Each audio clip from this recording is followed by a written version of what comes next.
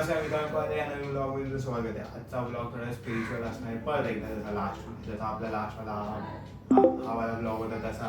तर आज मी आणि हा पप्पांसोबत आलेलो कीर्तनाला. तर तुम्ही काय म्हणतो, मी ह्याला तोपर्यंत उठवतो. हा मग आम्ही दोघं मिळून पुढचा ब्लॉग कंटिन्यू करू. ओके, तर थांबा तोपर्यंत त्याला उठवे. एवढे येऊ ना, कुठे उठतोस? कुठे उठाय? हां, तर मग आता आपण उठतोय. मग आम्ही दोघं तुम्हाला भेटू पुढे, तिथं लोकेशन तिकडे भेटू. तिथं तुम्हाला भेटू पुढे, तिथं भेटू, मध्ये कुठे नाही. चला. तर मित्रांनो, पप्पा आणि मी फ्रेश होऊन निघालो कशेला, जिथे आमच्या गावची भजनी मंडळी सगळे आले होते. त्यांना आम्ही जॉईन होणार होतो. तर मित्रांनो, तिथं पोहोचल्यानंतर पप्पा आणि मी संदेश काका आणि त्यांच्या मुलाला भेटलो. तर मित्रांनो, तिथं पोहोचल्यानंतर काका या लोकांनी सगळे भजनाचे वाद्य बाहेर काढले आणि आपल्या भजनाला सुरुवात केली महाराजांचं नाव घेऊन. देवसुतं देवा वसुदेवसुतं देवा वसुदेवसुतं देवा वसुदेवसुतं देवा हंसचानो रमानना हंसचानो रमानना हंसचानो रमानना हंसचानो रमानना देवकी परमानंदना देवकी परमानंदना परमानंदनम देवकी परमानंदनम कृष्णं वन्दे जगद्गुरु कृष्णं वन्दे जगद्गुरु कृष्णं वन्दे जगद्गुरु कृष्णं वन्दे जगद्गुरु. तर मित्रांनो, काही टायमानंतर काकांनी त्यांचं पहिलं भजन सुरू केलं आणि तुम्ही पण त्या भजनाचा आस्वाद घ्या.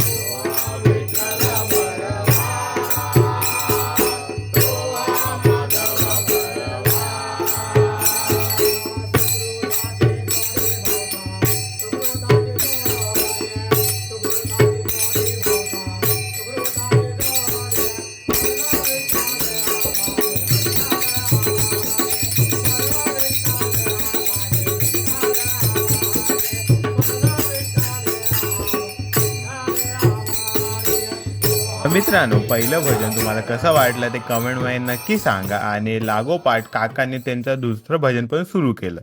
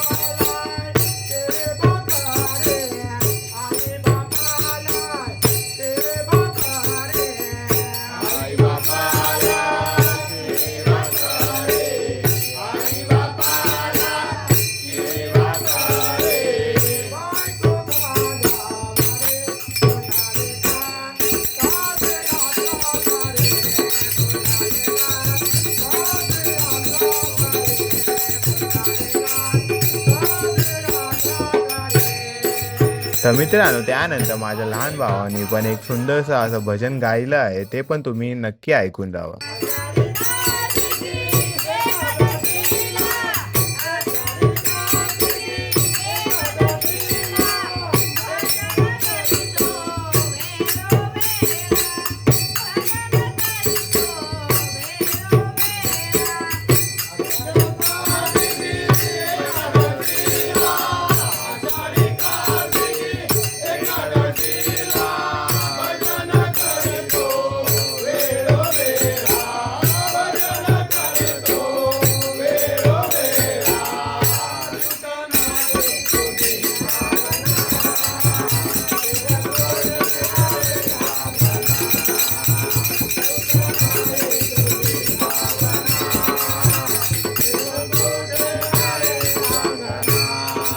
तर मित्रांनो भजन झाल्यानंतर आम्ही आपापल्या घरी निघालो आणि जर तुम्हाला हा छोटासा चांगला व्लॉग आवडला असेल तर तुम्ही नक्की लाईक करा, शेअर करा, कमेंट करा आणि सबस्क्राईब करायला विसरू नका. आणि तोपर्यंत मी आलो दुसरा व्लॉग घेऊन.